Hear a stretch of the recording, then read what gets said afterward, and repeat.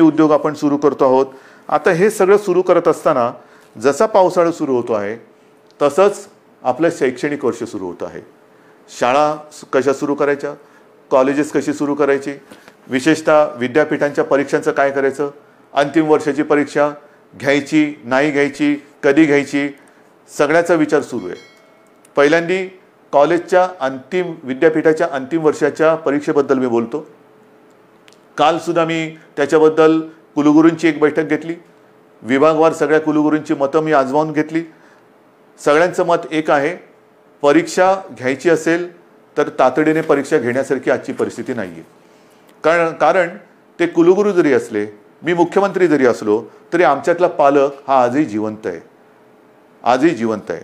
अनेक पालकांची एक चिंता आहे की कोविड सगळीकडे, कारण थोडाफार आता आपल्या राज्यामध्ये सुद्धा तो हळूवार पसरलेला आहे, आटोक्यात तर नक्की आणू आपण, पण तो पसरत असताना आमच्या मुलांना आम्ही परीक्षेला पाठवावं का, काही लाख विद्यार्थी हे परीक्षेसाठी एकत्र येणार, किती अंतर ठेवणार, पेपर कसे वाटणार, पेपर तपासणार कसे, मग काय करायचं। म्हणून आपण एक सगळ्यांनी मिळून एक असा तोडगा काढलेला आहे की अंतिम वर्षाच्या ज्या परीक्षा आहेत त्या परीक्षा घेण्यापूर्वी एक असा मुद्दा आला आणि मला असं वाटतं तो बरोबर आहे। आपण एक निर्णय असा घेतलेला आहे की साधारणतः जेवढे सेमिस्टर झालेले आहेत त्यांची सरासरी काढून त्या विद्यार्थ्यांना मार्क्स द्यायचे आणि त्या विद्यार्थ्यांना तसं पास करायचं। कारण साधारणतः गेले किती सेमिस्टर झाले असतील, किती वर्षाचे झालेत, ते एक सरासरी काढली तर आपण त्या सरासरीचा विचार करू शकतो आणि ते ॲग्रिगेट करून त्यांना पास करायचं की जेणेकरून त्यांचं आयुष्य थांबणार नाही। परीक्षा कधी घेणार, जूनमध्ये घेऊ शकतोय, नाही, जुलैमध्ये घेता येईल, सांगता येत नाही, ऑगस्टमध्ये येईल, कल्पना नाही, मग कधी घेणार आपण परीक्षा। मग तोपर्यंत विद्यार्थ्यांनी करायचं काय, नुसतं ताटकळून राहायचं, लोंबकळत राहायचं, अजिबात नाही। शिक्षणाचा खेळखंडोबा हा होऊ द्यायचा नाही। ज्या मुलांनी अंतिम परीक्षेपर्यंत आपला अभ्यासक्रम पूर्ण केलेला आहे, केवळ आत्ता परीक्षा घेऊ शकत नाही म्हणून त्या कॉलेजच्या उंबरठ्यावरती त्यांनी जर का त्यांना अडून ठेवलं तर तो उंबरठा पार करून ते आपल्या जगामध्ये प्रवेश कधी करणार, ते पाऊल कधी टाकणार। म्हणून आपण असं ठरवलेलं आहे की या विद्यार्थ्यांना जेवढे सेमिस्टर झालेत त्याची सरासरी करून मार्क्स देऊन पास करायचं आणि पास केल्यानंतर जर का कोणाला असं वाटत असेल की ठीक आहे रे, पण मला अजूनही मी मार्क्स मिळवू शकत होतो, जर परीक्षा झाली असती ना तर मी आणखीन चांगले मार्क्स मिळवू शकलो असतो, ठीक आहे, तुम्हालाही आपण संधी देतो। साधारणतः एक अंदाज घेऊन ऑक्टोबर असेल, नोव्हेंबर असेल किंवा सप्टेंबर असेल आपण बघूया। पण ज्यांना जर का वाटत असेल की मी परीक्षा पण मला द्यायची होती कारण मी अधिक मार्क कमवू शकत होतो, तर आपण त्यावेळेला परीक्षा घेऊन ज्यांना परीक्षेला बसून अधिक मार्क्स मिळवण्याची जर का त्यांची इच्छा असेल तर त्यांच्यासाठी सुद्धा परीक्षा घेण्याची आपण एक तयारी ठेवतो आहोत। तूर्त त्यांना आपण पुन्हा एकदा सांगतो, जेवढे सेमिस्टर झालेत ते ॲग्रिगेट करून त्यांना मार्क देऊन आपण त्यांना त्यांच्या आयुष्यामध्ये पाऊल टाकायला आपण संधी देत आहोत। ज्यांना परीक्षा द्यायची असेल त्यांच्यासाठी जेव्हा आपण घेऊ शकतो परीक्षा त्यावेळेला परीक्षेची सुद्धा सोय करतो आहोत, म्हणजे त्यांना एकदा या टेन्शनमधून आपण मोकळं करतो आहोत। मग आता राहिला प्रश्न, अंतिम परीक्षा तुम्ही निर्णय दिलात, पहिलं वर्ष सुरू कसं करणार, पहिलं वर्ष सुरू करणार, पहिली कशी सुरू करणार, विद्यापीठ झालं, शाळेतल्या पहिलीची सुरुवात कशी करणार, कारण शैक्षणिक वर्ष सुरू होते। आज सुद्धा जसं कॉलेजच्या विद्यार्थ्यांचा जसा प्रश्न आहे, शाळेच्या विद्यार्थ्यांचा प्रश्न आहे, शाळा आपण सुरू करायच्या का।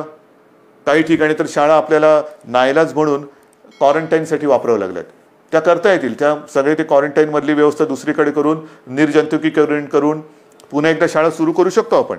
पण ह्या जर का शाळा सुरू केल्या तर मी सुरुवातीला जे आपल्याला सांगितलं, काही देशांमध्ये सुरू केलेल्या शाळा ह्या बंद कराव्या लागल्या, मला आता काही बंद नाही करायचे। आणि त्याच्यासाठी जसं मी आता लॉकडाऊन शब्द बाजूला ठेवून मिशन बिगिन अगेन किंवा पुनश्च हरिओम म्हणतो आहे, तसं शाळा कधी सुरू होणार पेक्षा शिक्षण कसं सुरू करायचं। शाळा हे एक माध्यम आहे, शाळेत सगळे विद्यार्थी येतात, शिक्षक त्यांच्या समोर असतात। आज देखील ग्रामीण भागामध्ये आपल्याला ऑनलाईन शिक्षण याची सुविधा आपण देऊ शकत नाही आहोत। मग काही जणांनी आजच दुपारी मी मोठ्या शिक्षण तज्ञांची एक बैठक घेतली, अनेक जणांनी हे सगळे पर्याय सांगितले की आमच्याकडे शाळा सुरू करू शकतो कारण ग्रामीण भागामध्ये आम्ही हे करू शकतो। काही जणांनी सांगितलं शाळेमध्ये सुद्धा एक दिवसाआड शाळा सुरू करायची का, काही जणांनी सांगितलं आम्ही ऑनलाईन शिक्षण तर आधी सुरू केलेलंच आहे। मी त्यांना असंच म्हटलं की शाळा सुरू करण्यापेक्षा शिक्षण सुरू करायचं आहे. जर आपल्याला ग्रीन झोनमध्ये किंवा जिथे प्रादुर्भाव नसेल, अत्यंत सुरक्षित सगळं अंतर वगैरे ठेवून ग्रामीण भागात शाळा सुरू करू शकत असू, तिकडे पूर्ण खबरदारी घेऊन आपण शाळा सुरू करू शकतो का, ही शक्यता मला काही दिवसात सांगा. शहरांमध्ये ऑनलाईन शिक्षण हे कसं सुरू करायचं त्याच्यावरती आपण विचार सुरू केलेला आहे. ऑनलाईनमध्ये मग काही मोबाईल कंपन्यांशी आपण बोलू की काही डेटा तुम्ही कसा देऊ शकता आम्हाला, टी व्हीद्वारे कसं आपण देऊ शकतो, रेडिओच्या माध्यमातून कसं करू शकतो, ई लर्निंग म्हणजे SD कार्ड देऊन आपण कसं सुरू करू शकतो, लॅपटॉप किंवा टॅब, ज्यांच्याकडे लॅपटॉप आहेत त्यांच्याकडे टॅब आहेत, ज्यांच्याकडे काही फोन आहेत त्याच्यात SD कार्ड टाकून ई लर्निंगद्वारे सुरू करू शकतो का, आठवड्यातून शाळेमध्ये किती दिवस येऊ शकतो, शाळेचं निर्जंतुकीकरण वगैरे ती जबाबदारी सरकारची, त्याच्यात तुम्ही काळजी करू नका, स्वच्छता राखणे ही जबाबदारी सरकारची. पण खरंच शहरांमध्ये आपण शाळा सुरू करू शकतो का, आणि सुरू करू शकत नसू तर ऑनलाईन पद्धतीने शिक्षण आपल्याला सुरू करायला पाहिजे. थोडक्यामध्ये जिथे जिथे ऑनलाईनने आपण सुरू करू शकतो तिथे ऑनलाईनने शिक्षण सुरू करू, जिथे आपण शाळा सुरू करू शकत असू तिकडे शाळेतनं शिक्षण सुरू करू, जिथे आपल्याला वाटत असेल की समजा आपल्याला SD कार्ड देऊन आणखीन काय करून शिक्षण सुरू करायचं असेल तर तेही करू शकतोय. येत्या काही दिवसात त्याच्यावरती आपण ठोस निर्णय घेऊ. शिक्षण सुरू झालंच पाहिजे. पण मला असं वाटतं की कोरोनाने आपल्याला नक्कीच काही गोष्टी शिकवलेल्या आहेत. कोरोनाने आपल्या स्वतःकडे बघायला हे नक्कीच शिकवलेलं आहे, स्वतःकडे पाहायला शिकवलं आहे, आपल्या कुटुंबाकडे पाहायला शिकवलेलं आहे, आपल्या मुलांकडे, मग शिक्षणाकडे, आरोग्याकडे. आजपर्यंत कदाचित आरोग्य असेल आणि शिक्षण असेल यांना तेवढं प्राधान्य दिलं गेलं नसेल कदाचित.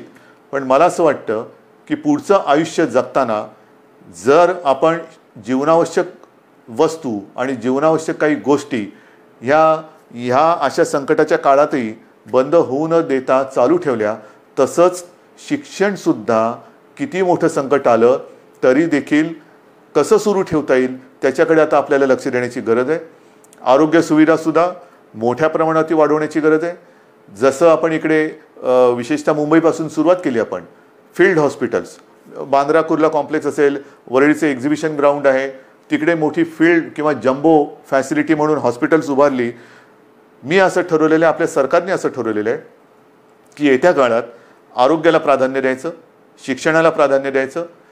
शहरांमध्ये म्हणजे ग्रामीण भागामध्ये सुद्धा, ग्रामीण भागातली छोटी मोठी शहरं आहेत त्या शहरांमध्ये त्या जिल्ह्यांच्या आवश्यकतेनुसार इन्फेक्शन हॉस्पिटल्स, जी इतर वेळेला तिकडे काही कार्यक्रम चालतील, जसं वरळीचं आपलं गोरेगावचं एक्झिबिशन ग्राउंड आहे तिथे इतर काही कार्यक्रम चालतात, वरळीला डोम आहे, इतर वेळेला इतर काही कार्यक्रम चालतात, ते कार्यक्रम चालू ठेवायचे.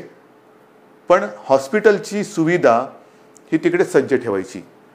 जर गरज लागली तर तिथे 2 ते 3 दिवसात हॉस्पिटल उभारता आलं पाहिजे. उभारता म्हणजे सगळ्या सुविधा ज्या आहेत म्हणजे बेड्स या सगळ्या पटपट मांडून हॉस्पिटल सुरू होईल. इतर वेळेला लग्नसराई असेल, प्रदर्शनं असतील, कृषीची प्रदर्शनं असतील, इतर काही कार्यक्रम असतील, सभा समारंभ असतील, त्याच्यासाठी ते वापरले जातील. पण आरोग्य सुविधा मात्र जेव्हा गरज लागेल तिथे कमीत कमी वेळेत त्या आपल्याला उपयोगात आणता येतील अशा पद्धतीने राज्यभर आरोग्य सुविधासुद्धा आपण निर्माण करणार आहोत. एकूणच जे मी आपल्याला सुरुवातीला बोललो होतो की आपण खबरदारी घ्या, आम्ही जबाबदारी घेतो. आता खबरदारी आणि जबाबदारी दोन्ही एकत्र करण्याची वेळ आलेली आहे. जबाबदारी सरकारने घेतलेली आहे, खबरदारी आपण घेतलेली आहात. आता खबरदारी आणि जबाबदारी संपूर्ण वाट आपली ही असं समजा की निसरडी आहे. एकमेकाचा हात हातात धरून दोघांनाही कुठे धोका होणार नाही. म्हणजे सरकारला तसं नाही, सरकार तसं पडूच शकत नाही. तुम्ही सोबत असल्यानंतर तसं सरकार कोणी पाडू शकत नाही, मला सरकारची चिंता नाही आहे. पण आयुष्यात कुठेही आपल्याला घाई गर्दीने आपलं पाऊल चुकता कामा नये, पाऊल घसरता कामा नये. याची खबरदारी घेऊन जे करू ते ठामपणाने करू आणि जे करू ते पुन्हा बंद कधी करणार नाही या आत्मविश्वासाने एक एक पाऊल पुढे टाकत जाऊ. Mission begin again. पुनश्च हरिओम. जय हिंद, जय महाराष्ट्र.